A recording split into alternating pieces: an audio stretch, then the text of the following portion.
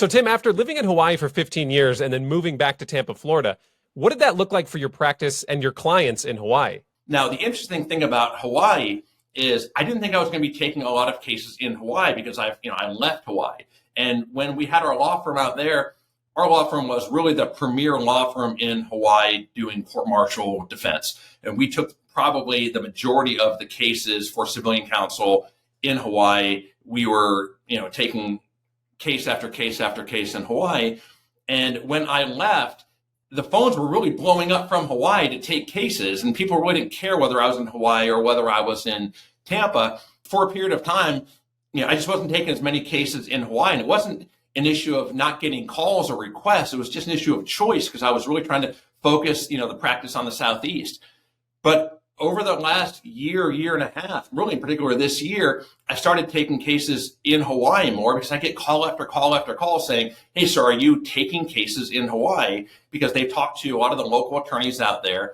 There was a handful of law firms that kind of moved in after I left. And so it's like a power vacuum, right? It's like you take down, not the dictator, I certainly wasn't the dictator, but it's like a power vacuum. Once I left Hawaii, there was a void there where, frankly, you lacked highly skilled, competent counsel in Hawaii, once we left. There's other attorneys in Hawaii, and I'm not saying they're not competent. I don't mean that in any way, but I saw other attorneys trying to build practices there after we left. And that really wasn't a surprise. And my initial thought was that they just handle most of the Hawaii cases. But call after call after call, what I'm getting is that when they talk to these other attorneys in Hawaii, they want me to take on the case.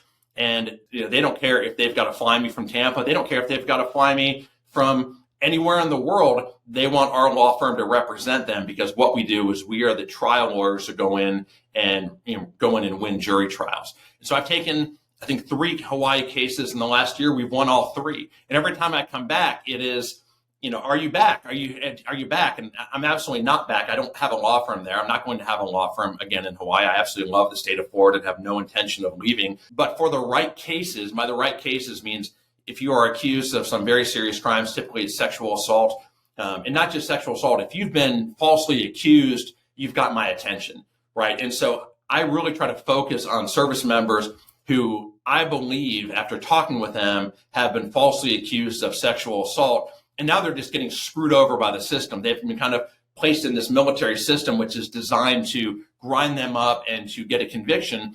And once that system gets put into place, you can be convicted of something you didn't do pretty easily. And so if you've got someone, and I've got a lot of Marines out there, Kaneohe Bay, I've got soldiers over at Schofield Barracks, airmen over at Hickam Air Force Base, or sailors at Pearl Harbor. But if I talk to them, and I get a really good feel that they're getting screwed over by the command or they've been falsely accused and they haven't got a case that's headed to trial, that's the case I'm going to take on. And it doesn't matter that I'm here in Florida.